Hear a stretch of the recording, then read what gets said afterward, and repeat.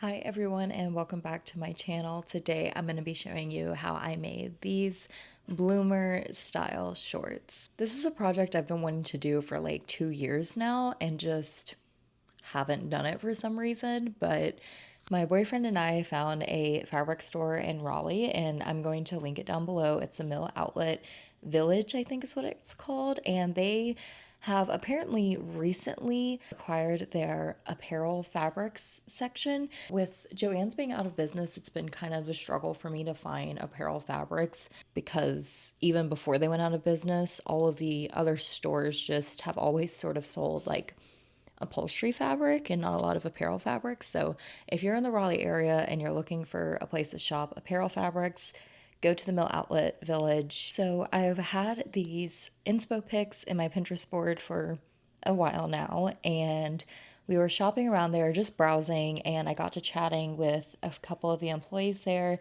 and thought, well, they know how to sew, so I should ask them what I should make the base of these shorts out of.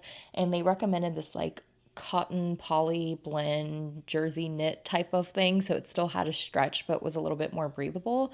The lace that I use for this project is thrifted from forever ago. I don't even remember where I got it from, but I have used it for another project and I still have so much left. So I will say that my lace has a little bit of stretch to it, but I don't think it needs to if you're looking for fabric to make your own. As for how much fabric I used, I honest to God could not tell you. My shorts, like the base, I just used a yard and I didn't even use all of it, but I purchased a yard of fabric. So a yard of that, and then you're going to be doing a lot of gathering for the ruffles. So I wouldn't really say that whoa. I wouldn't really say that this video is a tutorial. I would say it's more of like a guide or me taking you along on the process because I'm going to be honest, I don't think I'm great at filming tutorials. I get too caught up in what I'm doing to pay attention to how the camera looks, if what I'm doing is even in frame. It's just props to the tutorial people because it's harder than it looks. I don't have a very good tripod for my camera to get like a good flat lay, and I don't know, it ends up like shaking a lot even if I have it set up where it shouldn't be shaking. I don't know. So anyway, I'm going to stop talking now and we're going to get to the not tutorial of how I made these bloomers. All right, the first thing that I'm doing is cloning these shorts that I made, and hopefully I will have a video out on that soon. If you've never cloned anything before, basically just tracing each part of the item and giving yourself seam allowance. So I made these shorts. They're made out of a similar material to what I'm using for the base of the bloomers, and I'm just tracing around the front and back legs, and then there's a center piece that goes in between the crotch area. So I'm just outlining that and making sure that I have enough seam allowance. Also, sorry for the weird camera angle. Like I said, I don't really have the best setup. This is on my kitchen counter and it ends up looking kind of upside down because I walked around the counter to the other side to finish cutting, but I wanted the fabric itself to be facing the right way, if that makes sense, instead of it being upside down so that y'all could see what I was doing.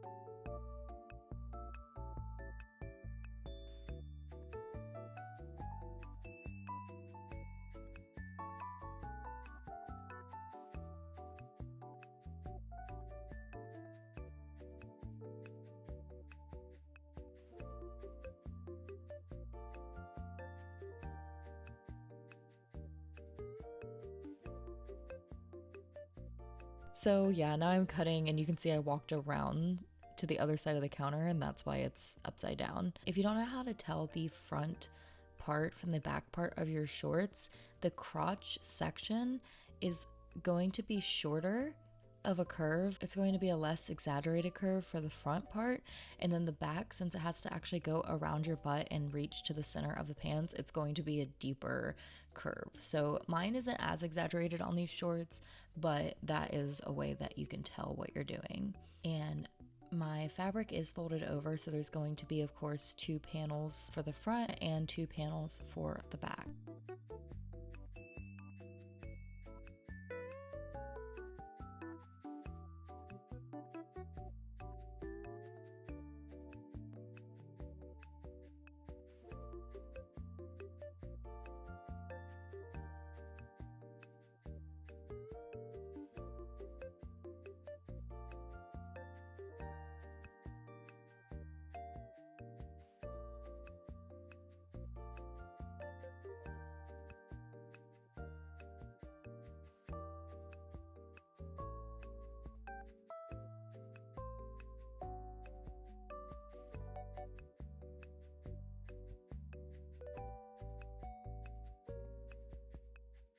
All right, and then I don't know if you can see this, but there is a center portion in the crotch area, and if the clothes that you're cloning have that, you need to put it in, because trust me, I tried to make these striped shorts originally without it because I didn't think it needed it. It does. It's not going to fit right if you don't have that. So I'm kind of just awkwardly trying to get it flat onto my fabric so I can get an idea of how to trace it. Again, I have a very chaotic process. I wouldn't even really say that I have a process. I'm just vibing here.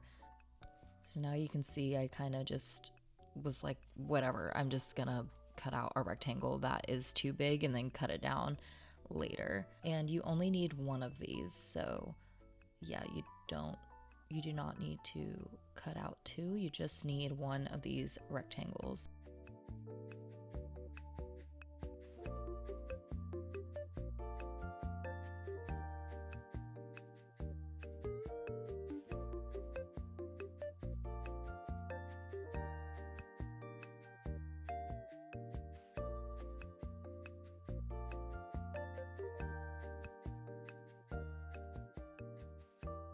Okay, so now we're flipped back the other way. I finally moved the camera to the other side.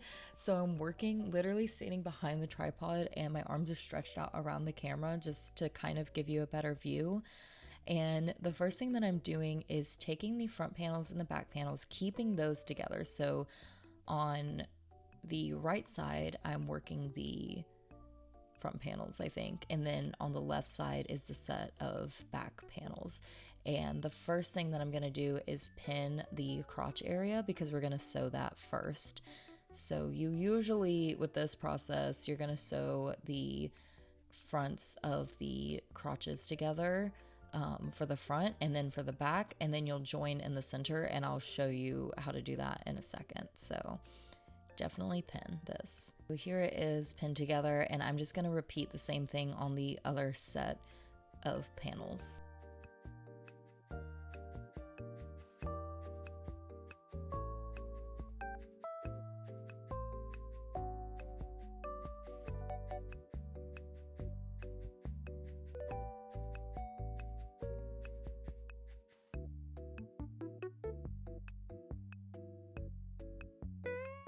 And when you sew this, you're gonna wanna start at the crotch and then sew up, because we're gonna trim down the waistband, but you wanna make sure that the points of the crotch are gonna line up later. And you're gonna do that for both sides. So again, here it is. I'm starting at the crotch area and then going to work my way up towards the waistband. I am using a little bit of a lighter tension and a longer stitch length, and then I reinforce it with a zigzag stitch, which I don't know, maybe I was supposed to only use a zigzag stitch since it is stretchy, but this worked fine. It's not like it's absolutely skin tight to where I am losing stitches or anything, and with the zigzag stitch it does reinforce it, so I think that even if those longer straight stitches come out, I'm always going to have the zigzag stitch there. And then you're always going to, for this portion, you do want to make sure that you go backwards, do a back stitch to lock it in place.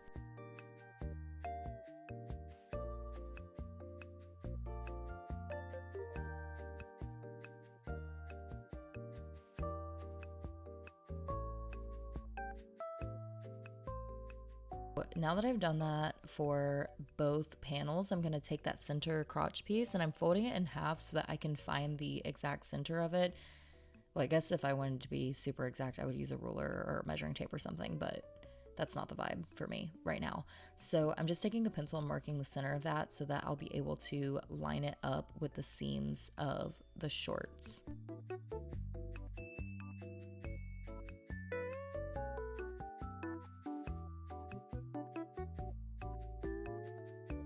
So as you can see, I'm separating or laying out one of the panels and I'm finding that center seam of the crotch and I'm gonna line it up with this rectangular piece here.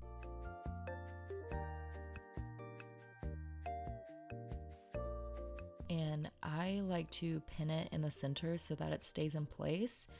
And I don't remember if I did it this way while I'm doing the voiceover, but what you should do is when you start sewing, start in the center and then work your way out and then, you know, flip it over and start in the center again and work your way out the other side so that it really does stay in place. But I'm so type B when it comes to sewing that I probably did not do that, which is really funny because I feel like out of all the fiber arts, I feel like sewing is the most mathematical one. You really have to get it right, but I'm just here for the vibes. I'm not trying to be a professional seamstress. I'm vibing.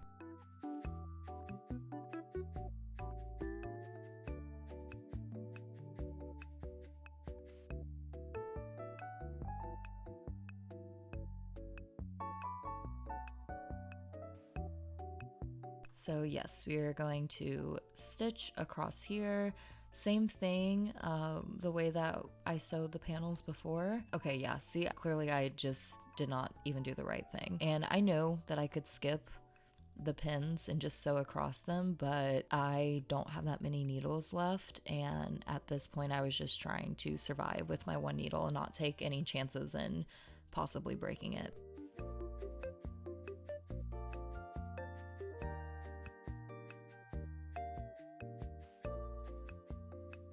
All right, so now you should have something like this, and we're going to attach the front panels to this. It doesn't really matter what order you did it in. I don't even think I paid attention to that because it's the same process. So just take your other panel that isn't attached and attach it the same way. So line up the center with the center seam of the panel and you should be good to go. So just repeat that and we'll move on to the next step.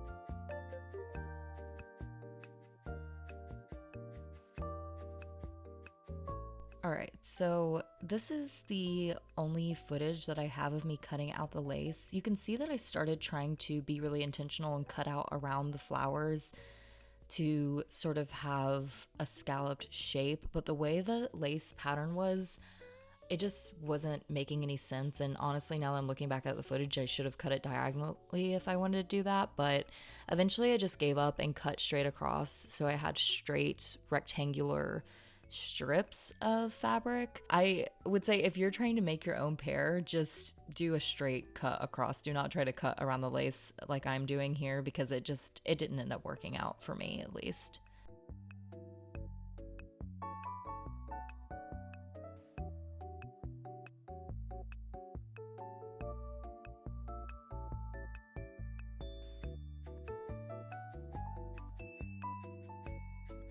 At this point, I've already worked on the one side of the pant leg, but I just wanted to show y'all how I kind of figured out how much fabric of the, or how much of the lace to cut off. So since we are gathering it, which I'll show you how I did that in a second, you're gonna need a lot more fabric.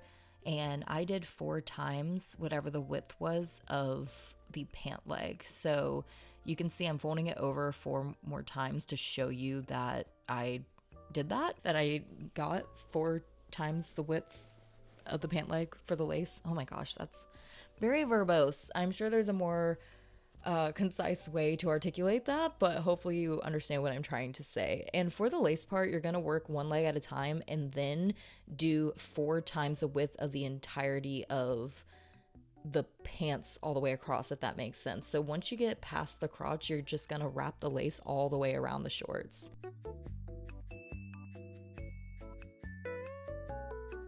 And to do the gathering, you're gonna use the longest stitch setting that you have in a really low tension. You're not going to backstitch, do not backstitch. And also, I forgot to show this, but before you even put your fabric on the sewing machine, make sure you pull your bobbin and your top thread out by a lot, because you're gonna need a lot of thread to hold on to, and then start sewing. So then we're just gonna sew across, and honestly, I just put my fabric onto my table and didn't really hold on to it that much. I'm barely touching it, and I'm letting the sewing machine do all the work. And you'll see in a second that it actually kind of gathered on its own. Also, if you want it to be less ruffly, you can use less fabric. So more lace, the longer that strip is, and the more you gather it, the more poofy it's gonna be. And then the less that you use, it's gonna be less poofy. So that is just a rule of thumb if you haven't done gathers before. Yeah, you can see I'm just kind of like whatever, and it's gathering on its own. So I really didn't have to do that much work. If your lace does not gather on its own, there's plenty of tutorials out there, but essentially you'll grab the top threads once you take it off the machine and you'll pull it tight. In this clip, I am now attaching the ruffle to the pant leg, and I just used a zigzag stitch so that way I was still maintaining my stretch in the base of the shorts, so that obviously they will stretch around my butt and my legs. So you're just gonna do a zigzag stitch, and I did do a longer stitch length again to just maintain as much stretch in the material as I possibly could. And I just did this all the way across. Again, not very mathematical, not very technical, just went all the way around. And I made my lace strips for the gathers really, really long so that I knew it would go all the way across, and if there was extra, I could just cut it off.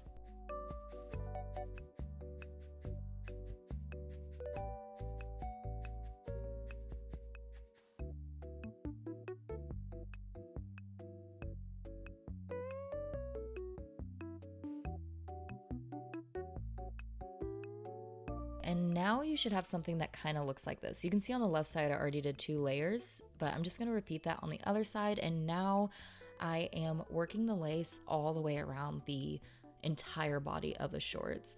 And as for how high up I'm doing, I'm honestly just winging it. I probably could have cut these shorter and then layered them a little bit lower so that it had even more volume. I do kind of wish I had more layers of ruffles, but I just was so excited about this project that I wanted to get it off the sewing machine and onto my body as soon as possible, which I know is not the best way to craft, but I was really excited about this project, and you know what? I think it still ended up turning out amazing. So if you do want more volume, add more layers and lower them, bring them closer together. And the thing is, when you try it on, if your top layers are too long, you can always trim them up. So that's what I like about this project, is that it really is so unserious. You can keep taking away from everything, just make everything longer than what you think and adjust it from there. And for this part of the process, I have been doing a back stitch at the beginning and end. Sorry if I did not mention that before, but I do want that lace to stay on there, but I am using a looser zigzag stitch to maintain as much stretch as possible in the base of the shorts.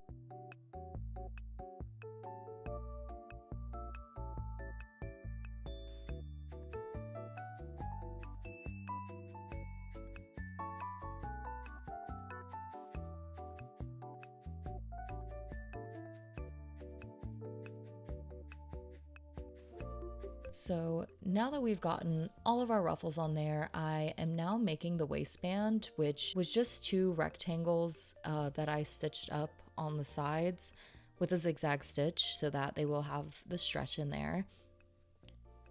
And for that was something that I traced out of the waistband of the striped shorts that I was cloning in the beginning, so I knew that it was going to be the proper size for my body. As for how wide the waistband is, I did double how tall or thick I wanted it to be. I did double that amount so that when I folded it, it was half that. It was the size that I wanted, if that makes sense. So you basically make a tube for your waistband and then you fold it in half like I'm doing here. And I'm gonna struggle with this fabric for a little bit, I guess.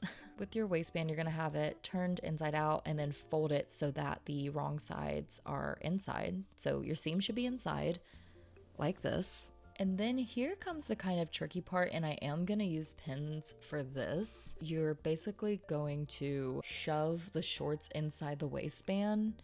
I don't know if there was a better way to do this. I have no idea. Again, I just went in with an idea in mind and just went for it. So I stretched it around and tried to line up the seams with the sides of the shorts, and I pinned that first so that I knew it would match up. The next thing that I did was pin the center of the front to the waistband, and then that way I could kind of move around the fabric as I was pinning, because obviously there's gonna be more fabric in the actual shorts than the waistband since the waistband is smaller. So that's my little hack. Start with the sides, then do the front. So now you have like basically 4 corners, and you know that you have to somehow divide the shorts throughout the waistband, and this just kind of helps me even it out and make sure that everything is looking as evenly distributed as possible. Okay, so there it is, all pinned up. And I'm just gonna do a zigzag stitch across, and yeah, I'll see you when this is done, I guess. All right, everyone, so this is the final look. I am so in love with how these turned out. I'm sorry that this video was kind of a little bit all over the place. Like I said, I wasn't really going in with a plan. I didn't have a solid plan. It was just kind of whatever was going on in my head, and then I did it. So I thought about it as I was doing it, and then now we have this beautiful pair of bloomer style shorts. So if you made it this far, thank you so much for watching. Seriously, I'm so thankful for you just following along in my chaotic process. Hopefully there's also some other chaotic, I guess, I don't know, type B seamstresses out there who can relate to my process. And if you're a little bit more type A about it, I'm so sorry that I didn't measure anything or pin most things or iron anything or do anything the right way.